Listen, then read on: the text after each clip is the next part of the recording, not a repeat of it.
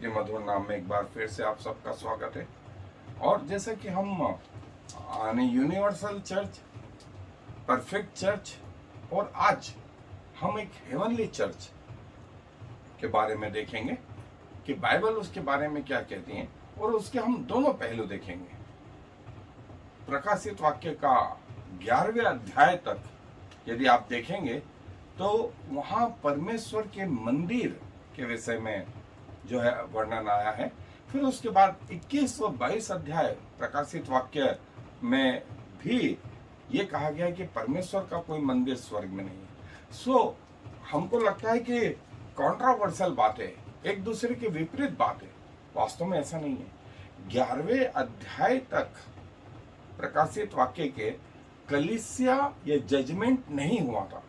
लोगों का न्याय जो है उसका दौर जारी था, और परमेश्वर का न्याय जब तक नहीं आया, जब तक उसने पवित्र और अपवित्र लोगों को अलग नहीं कर दिया, तब तक परमेश्वर के लिए उसकी उपस्थिति जो है तब तक मंदिर दिखाई देता रहा। और जब पवित्रता या जजमेंट के बाद पवित्र लोग परमेश्वर के पास आ गए, तब मंदिर की कोई आवश्यकता नहीं रही। दोनों पहलू हैं हेवनली टेम्पल के, जिसका पहला वर्णन जो है मैं दोनों जगहों से पढ़ रहा हूं। प्रकाशित वाक्य के पुस्तक 11वां अध्याय और उसकी 19 आयत। पहला हिस्सा जो है प्रकाशित वाक्य के पुस्तक उसका 11वां अध्याय पद 19, वहां यूं लिखा है, और परमेश्वर का जो मंदिर स्वर्ग में है वो खोला गया, और उसके मंदिर में उसकी वाचा का संदूक दिखाई दिया, और बिजलियां और शब्द और गर्जन और भिंडोल हुए और बड़े ओले पड़े। और जो दूसरा हिस्सा है वो प्रकाशित वाक्य का 21वां अध्याय और उसके 22 आयत से मैं पढ़ रहा हूं। प्रकाशित वाक्य का 21वां अध्याय उसके 22वें आयत से, और मैंने उसमें कोई मंदिर न देखा, क्योंकि सर्वशक्तिमान प्रभु परमेश्वर और मेमना उसका मंदिर है, और उस नगर में सूर्य और चांद के उजाले का प्रयोजन नहीं, क्योंकि परमेश्वर के तेज से उसमें उजाला हो रहा है, और मेमना उसका दीपक है। और जाति जाति के लोग उसकी ज्योति में चले फिरेंगे, और पृथ्वी के राजा अपने अपने तेज का सामान उसमें लाएंगे, और उसके फाटक दिन को कभी बंद ना होंगे और रात वहां ना होगी। और लोग जाति जाति के तेज और विभाग का सामान उसमें लाएंगे, और उसमें कोई अपवित्र वस्तु या घृणित काम करने वाला या झूठ का गढ़ने वाला किसी रीति से प्रवेश न करेगा, पर केवल वे लोग जिनके नाम मेमने की जीवन की पुस्तक में लिखे हैं। और 22वें अध्याय की 3री आयत से, फिर श्राप न होगा, और परमेश्वर और मेमने का सिंहासन उस नगर में होगा, और उसके दास उसकी सेवा करेंगे और उसका मुंह देखेंगे, और उसका नाम उनके माथों पर लिखा हुआ होगा। और फिर रात न होगी, और उन्हें दीपक और सूर्य के उजाले का प्रयोजन न होगा, क्योंकि प्रभु परमेश्वर उन्हें उजाला देगा, और वे युगान युग राज्य करेंगे। फिर सवाल ये उठता है, जैसे हमने दोनों पहलू देखे, स्वर्ग में मंदिर की कोई आवश्यकता नहीं, तब जब कोई घृणित वस्तु, पाप का गढ़ने वाला या कोई पापी मनुष्य है ही नहीं, ऐसे स्वर्ग में जो है परमेश्वर और उसके लोग होंगे, फिर मंदिर की आवश्यकता नहीं, फिर सूर्य की आवश्यकता नहीं, फिर चांद की आवश्यकता नहीं, फिर दिन और रात की आवश्यकता नहीं, परमेश्वर और लोग, और फिर मंदिर की आवश्यकता नहीं। लेकिन उसके पहले जब लोग हैं अपवित्र हैं, व्यभिचारी, हत्यारे हैं, टोने और विभिन्न देवी देवताओं की उपासना करने वाले हैं, जब तक ये विद्यमान है, प्रभु परमेश्वर के मंदिर की जरूरत तब तक है। इसीलिए मूसा को बताया गया कि तंबू बनाते समय जैसा तुझे स्वर्ग में बताया गया वैसा बनाना। स्वर्ग में उसको ये बताया गया, और पृथ्वी पर जो तंबू बनाया, टैबरनेकल जो बनाया, वो मसीह यीशु को प्रकट करता था, जिसके विषय में हम ऑलरेडी टेबरनेकल ऑफ मोजेस करके यूट्यूब पे आप डालेंगे, tabernacle of Moses by doctor H.G.. Benjamin, आपको पूरी सीरीज करीब 1.5-2 महीने तक हम इस विषय को लेते रहे हैं कि मंदिर की ऊंचाई, मंदिर की लंबाई चौड़ाई, उसके मेटल, उसका बनावट, उसके आउटर वॉल, उसका बाहरी आंगन, फिर उसका पवित्र स्थान, उसका महापवित्र स्थान, उसके आर्टिकल, इजराइलियों के त्योहार, ये भी कैसे मसीह यीशु को प्रकट कर। तो आप डिटेल में देखना चाहें 2 महीने तक के एपिसोड हमने बना के रखे हैं, जब चाहे आप उनको खोल करके देख सकते हैं। सो वो मंदिर, फिर परमेश्वर ने हमें अपना मंदिर बनाया। आज वर्तमान में सुलेमान का मंदिर नहीं है, आज मंदिर क्या है? हमारा शरीर, हमारा शरीर। और इसके भी 3 हिस्से, इसका बाहरी शरीर, इसमें प्राण जो लहू में है, और तीसरा जो आत्मा, जो महापवित्र स्थान है। लहू जो प्राण है वो पवित्र स्थान, और जो बाहरी शरीर है वो बाहरी आंगन है। सो इस प्रकार से ये मंदिर है। सो आए अपने अध्ययन से हमने मंदिर के दोनों पहलू देखे। 11वें अध्याय तक जो है मंदिर का वर्णन आया, और लिखा है कि मैंने परमेश्वर के मंदिर को उसके स्वर्ग में खुला हुआ देखा, और वहां वाचा का संदूक, और जो है बिजलियां और शब्द, और जो है भूकंप, और बड़े बड़े ओले, और आकाश से ऐसा आवाज जो आती कड़कड़ाने की, वो ठंडक, ये दिखाई पड़े, सुनाई पड़े। लेकिन 21वें अध्याय में कोई मंदिर नहीं, और 20वें अध्याय में यदि आप देखेंगे तो न्याय किया गया, और न्याय के बाद कई लोग तो स्वर्ग के जीवन में, और कई लोग जो है नरकी जीवन में पहुंचाए गए, और फिर जो स्वर्गीय जीवन में पहुंचाए गए उनके लिए कोई मंदिर नहीं था। सो प्रभु जो बोलता है, जो पिता के दाहिने हाथ विराजमान है, और जिसके बारे में हमने देखा कि पृथ्वी पर उसने अपनी दुल्हन को तैयार करा, और ये दुल्हन कोई नहीं, ये पृथ्वी के वे लोग थे जिन्होंने अपने आप को प्रभु से एक आत्मा होने के लिए समर्पित कर दिया। सशरीर आत्मा समेत वे प्रभु के साथ मिल गए, और जो है जैसा मैंने बताया कि स्वर्ग में मंदिर है और फिर मंदिर नहीं है, ऐसा लगता है विरोधाभास है, लेकिन वास्तविकता यह है कि स्वर्ग में जजमेंट के बाद जब सब पवित्र लोग स्वर्ग में पहुंच गए, फिर कोई अपवित्र लोग वहां नहीं रहे, तब मंदिर की भी कोई आवश्यकता नहीं, क्योंकि स्वयं परमेश्वर उनके बीच में आ गया। और लिखा है कि वे उसका मुंह देखेंगे, और परमेश्वर आप उनके साथ हो, और उनका परमेश्वर होगा। उनकी आंखों से सब आंसू पोंछे डालेंगे, मृत्यु नहीं रहेगी, बीमारी नहीं रहेगी, लोग प्रभु को देखेंगे। और जो है निर्गमन की पुस्तक में जैसा हमने देखा कि मूसा को कहा कि जो है तंबू बना, तंबू बना जैसा तुझे स्वर्ग में दिखाया गया। और वास्तव में वो तंबू किसको बताता? वो मसीह यीशु को बताता, वो मसीह यीशु को बताता था कि मसीह यीशु सब रीति से जो है वो उस मंदिर के द्वारा प्रकट होता था। तो सांकेतिक भाषा का परमेश्वर ने उपयोग करा मंदिर के रूप में, इसलिए ऊंचाई, चौड़ाई, लंबाई, गहराई, मेटल, उसकी बनावट, उसके हिस्से सब प्रभु यीशु मसीह को प्रकट करते थे। और जैसा मैंने बताया कि यदि आप उसका उस गहराई से अध्ययन करना चाहते हैं, यूट्यूब पर आप खोलें tabernacle of Moses, tabernacle of Moses by doctor S G Benjamin, आप पूरे हिस्से को पढ़ पाएंगे। और फिर 21वें अध्याय में परमेश्वर ने कहा कोई मंदिर नहीं, कोई मंदिर नहीं स्वर्ग में, परमेश्वर स्वयं मंदिर है, मेमना उसका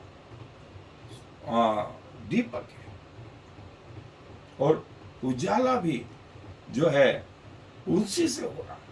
सूर्य को बनाने वाले परमेश्वर से स्वर्ग में उजाला हो रहा है। जब हम इस शरीर में रह के सूर्य को नहीं देख सकते तो उसके बनाने वाले को कैसे देखेंगे? सो परमेश्वर ने ऐसा शरीर दिया जो उस आग के सामने, उस उजाले के सामने भस्म नहीं परंतु आनंदित हो, और हम उसके सामने टिक पाए।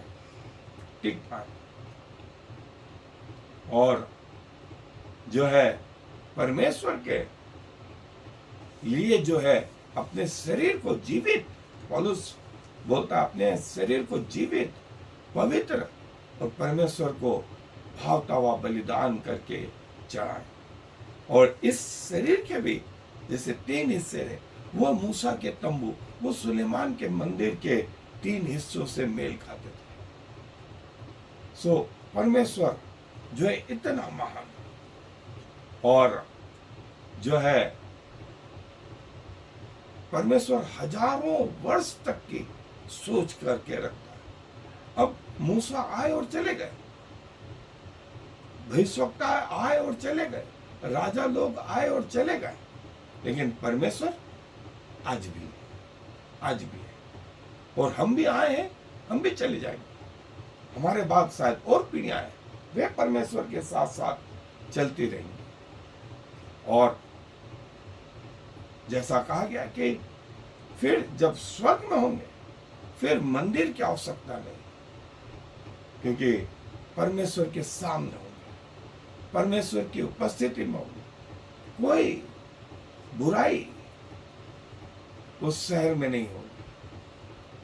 फिर जो है स्त्री और पुरुष का अंतर भी नहीं रहेगा, वे परमेश्वर के दूतों के साथ होंगे और परमेश्वर और उसके लोग होंगे, परमेश्वर और उसके लोग होंगे। और परमेश्वर जो है आज हमको परमेश्वर की आराधना एक लिमिट समय तक हम सोचते, जबकि वहां 24 घंटे 7 दिन वहां का वातावरण कैसा होगा, अद्भुत, जहां रात होगी ही नहीं, जहां दिन ही दिन। सो हमारे कई सवाल हो सकते हैं, और एक दिन हम वहां जाएंगे और जो है प्रभु को स्वयं देखेंगे। पौलुस बोलता अभी हमें धुंधला सा दिखाई देता, एक दिन आमने सामने देखेंगे। और जो है आज हमें जरूरत पड़ती है, और जैसा 11वें अध्याय में हमने देखा कि परमेश्वर का मंदिर स्वर्ग में खोला गया, वाचा का संदूक उसमें दिखाई पड़ा, और पृथ्वी के याजक जैसे पृथ्वी पर सेवा करते वैसे स्वर्ग में हमारा महायाजक प्रभु यीशु मसीह, हमारा महायाजक, ये करूब जो स्वर्गदूतों के प्रतीक, ये स्वर्गदूतों के प्रतीक, इनके मध्य से वो रोशनी आ रही थी जिसे सकनिया ग्लोरी कहते थे। वाचा के संदूक के बीच में से परमेश्वर का भव्य नगर जो है, और परमेश्वर के दूत हजारों लाखों करोड़ों अरबों की संख्या में परमेश्वर के सामने हमेशा हमेशा और आज दरवाजे खुले हैं,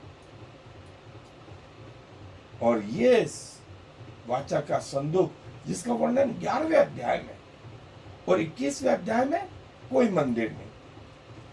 11वें अध्याय में तक परमेश्वर के वाचा के संदूक को स्वर्ग में देखा गया। यह सुलेमान का भव्य मंदिर और स्वर्ग का मंदिर, ये मूसा का तंबू, ये मूसा का तंबू। सो मूसा का तंबू, सुलेमान का मंदिर, फिर हमारा मंदिर, और जो है फिर स्वर्ग का मंदिर। ये हेरोदेस ने सुलेमान के मंदिर के बाद में हेरोदेस ने ये मंदिर को बनवाया था, और प्रभु यीशु मसीह के समय में यह मंदिर था जिसे हेरोद ने बनवाया था। और प्रभु अपने पवित्र मंदिर में समस्त पृथ्वी उसके सामने चुपके रहे, और प्रभु के लोग उसके साथ होंगे, उसका चेहरा देखेंगे, उसके मुख को निहारेंगे। फिर जो है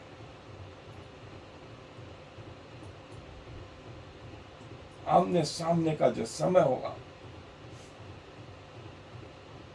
वो अनंत काल, प्रभु के लोग जो है उसकी आराधना करेंगे। चर्च इन हेवन, और लगातार जो है आराधना होती रहेगी, होती रहेगी।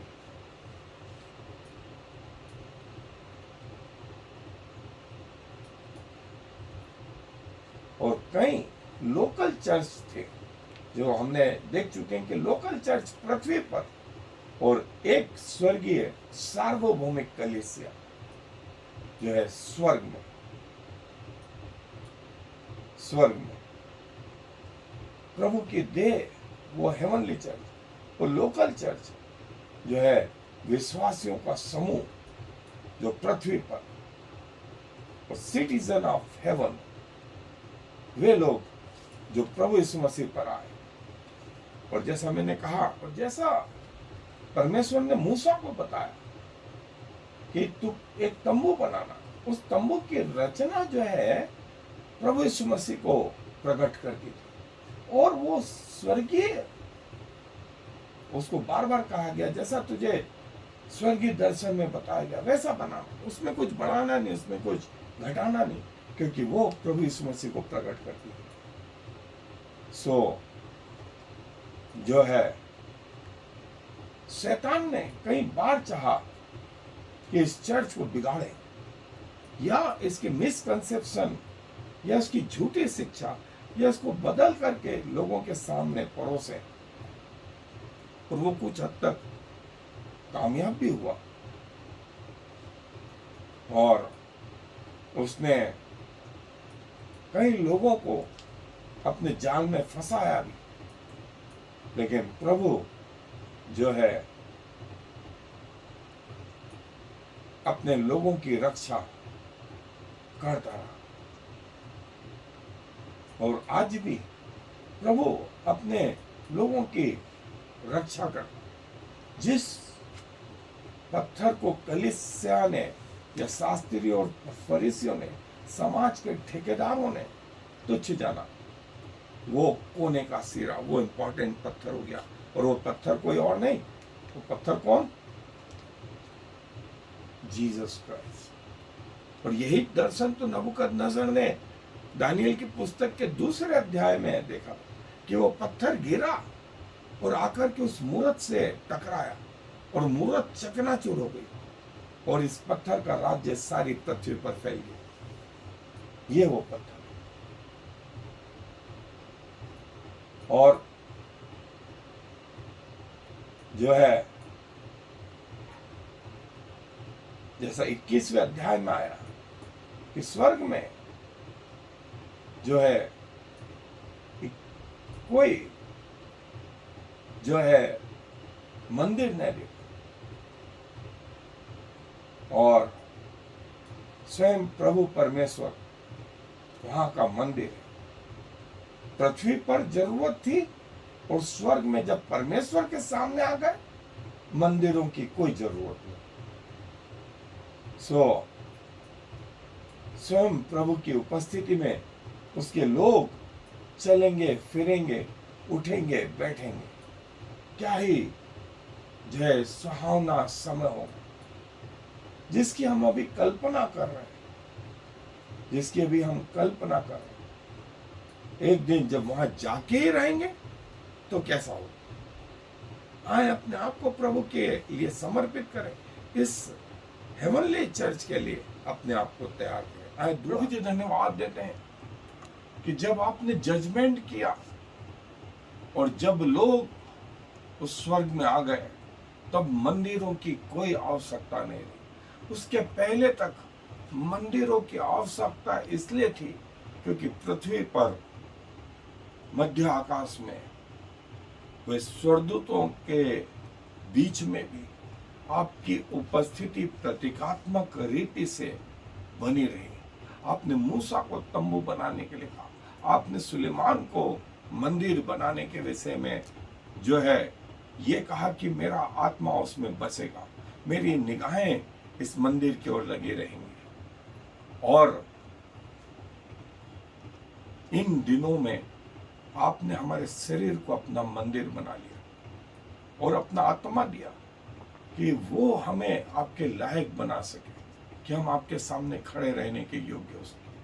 प्रभु, हम में किसी में योग्यताएं नहीं, लेकिन जैसे हैं जिस अवस्था में अपने आप को आपकी सेवा के लिए समर्पित करते हैं, अपने आप को क्रूस के तले लेकर के आते हैं, प्रभु हमारा जीवन आपको ग्रहण योग्य बलिदान।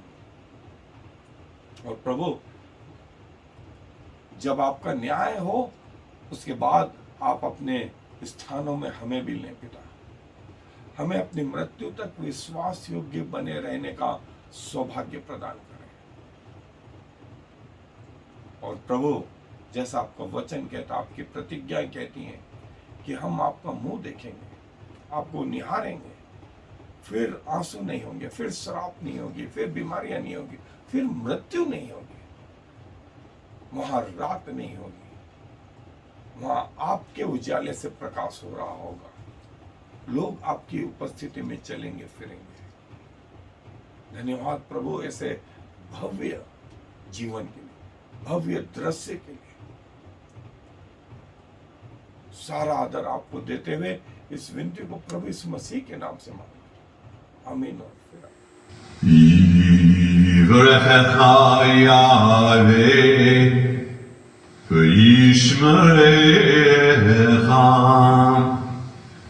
Ya'er Yahweh v'yichunecha Yisa Yahweh panav alecha v'yasem lecha Shalom. May the Lord bless you and protect you. May the Lord smile on you and be gracious to you. May the Lord show you his favor and give you his peace.